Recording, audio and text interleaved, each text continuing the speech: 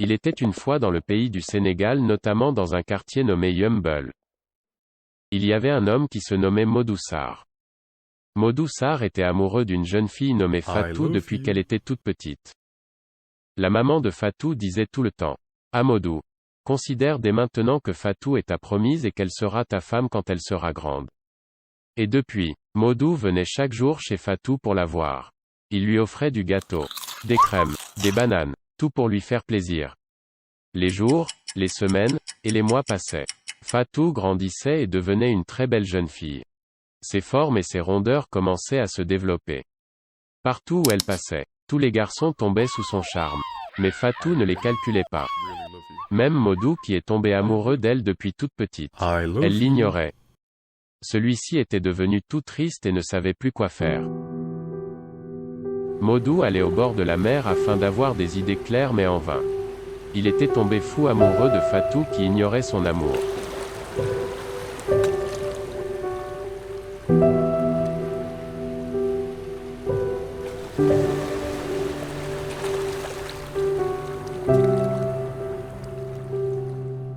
Il réfléchissait jour et nuit sur comment il allait faire pour que Fatou ressente la même chose que lui.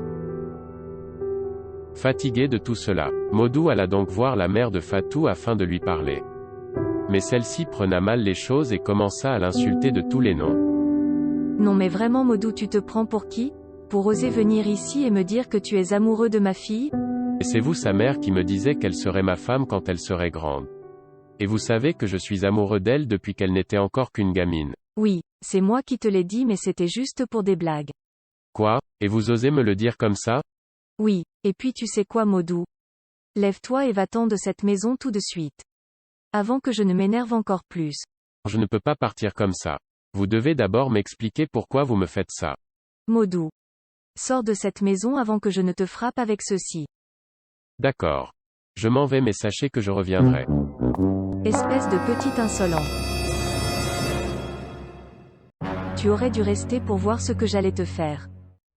Modou ne savait plus quoi faire. Il ne dormait plus, ne mangeait plus. Tout cela à cause de Fatou. Même au lit, Modou rêvait constamment de Fatou. Modou alla cette fois-ci voir le père de Fatou pour lui parler d'homme à homme.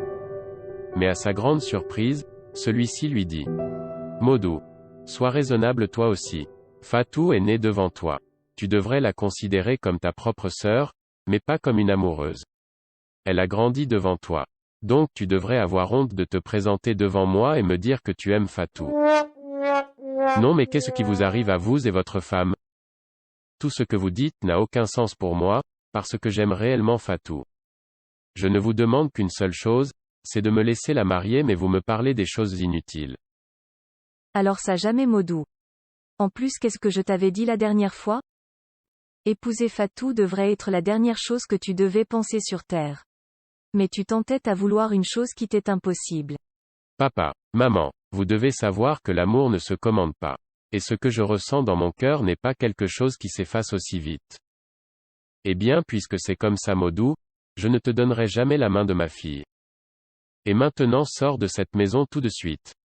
Et ne t'avise plus jamais de remettre tes pieds ici, tant que tu ne t'auras pas sorti cette idée stupide de ta tête. Les parents de Fatou chassèrent sévèrement Modou de chez eux. Et l'avaient ordonné de ne plus revenir. Mais celui-ci était tellement têtu qu'il décida de revenir. Toute la famille était en train de manger quand soudain, ils entendirent quelqu'un chanter. C'était Modou.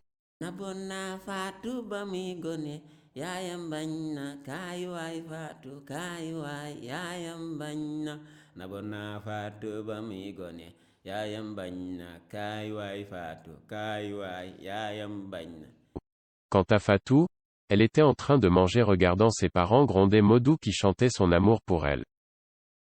La mère de Fatou se leva et commença elle aussi à chanter le fait qu'elle refuse de lui laisser s'unir avec sa fille.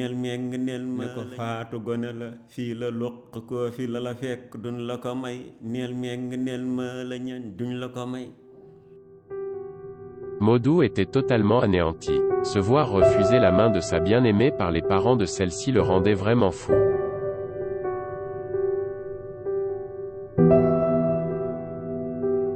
C'était tout pour aujourd'hui. N'oubliez pas de vous abonner sur la chaîne pour ne pas manquer aucune de nos nouvelles histoires. Sur ce, je vous dis à la prochaine, pour une nouvelle histoire. Ne la manquez surtout pas.